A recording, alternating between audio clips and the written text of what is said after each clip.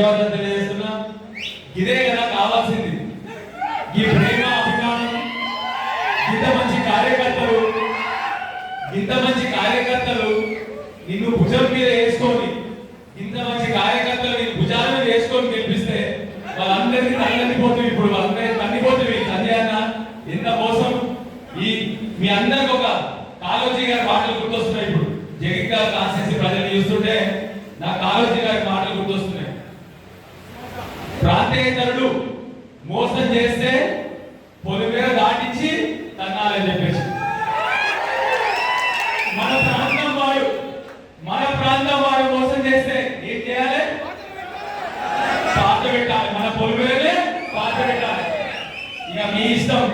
ఈ సంజయ్ ఏం చేస్తారో మీ ఇష్టం, మీ నిర్ణయం తీసుకోండి. 2018 నాకు మంచి గుర్తుంది. 2014 నుంచి 18 వరకు కవితమ్మ గారు ఎంపీ అవ్వదు. నిజామాబాద్ నుంచి బయలుదేరితే డైరెక్ట్ జగిత్యాల వస్తుండే. ఎందుకంటే ఈ సన్యాసిని గెలిపియాలని నిర్ణయం చేసింది. 5 ఏళ్ళు పాప మా బిడ్డ ఈ సన్యాసిని గెలిపి రోజు ఈ వరకు వస్తుండే. కనీసం బోర్డులలో కూడా స్టాఫ్ ఉండకపోతున్నప్పుడు అందరూ తెలుసు, మీ అందరికీ కూడా తెలుసు. ఈ సన్యాసిని భుజాల మీద ఎత్తుకుంది, తల మీద ఎత్తుకున్నది. ఎన్ని ఫండ్స్ వస్తాయని జగిత్యాల తీసుకొస్తుండే. అన్ని చేసింది. ఎలక్షన్ గెలిపించిందా లేదా? మళ్ళీ ఒక కష్టపడి మళ్ళీ గెలిపించింది.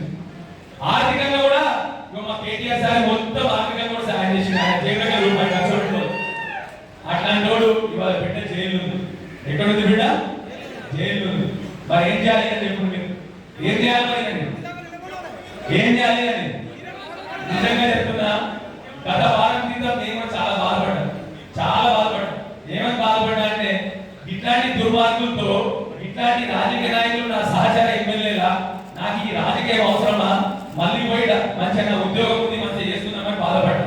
కానీ తర్వాత ఆ బాధను దిగమింగుకొని ఒక నిర్ణయం తీసుకున్నా. నా కార్యకర్తల కోసం, మా తెలంగాణ బిడ్డల కోసం నిలబడి కొట్టాక ఇట్లాంటి తగిన కొట్టాలని నిర్ణయం తీసుకున్నా.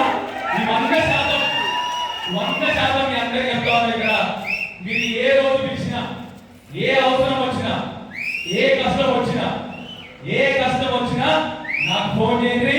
100% నా కొడుకు అందరినీ పొట్టలు పెట్టుకొని కాపాడుకునే బాధ్యత నాది. 100% ఇక్కడ ఉన్న నాయకులందరూ కూడా కేటీఆర్ గారు ఇప్పుడు వస్తుంటే నాకు అక్కడి నుంచి అదే చెప్పింది. ఏ రోజు కష్టం వచ్చినా జగిత్యాల కాన్స్టిట్యూన్సీ ప్రజలకు నువ్వు పోవాలని చెప్పిండ్రు, వారు కూడా వస్తారని చెప్పింది. కాబట్టి తప్పకుండా జగిత్యాల కాన్స్టిట్యూన్సీ ప్రజలందరినీ కనుక్కోబెట్టుకొని చూసుకుంటా. ఇంకా పెద్దలు చాలా మంది మాట్లాడేది. మీ అందరికీ మళ్ళొకసారి చెప్తా ఉన్నా, పేరున పార్టీని కాపాడుకుందాం. అసలైన తొలి వెలుగు. ఫాలో వాట్సాప్ @తొలి వెలుగు official.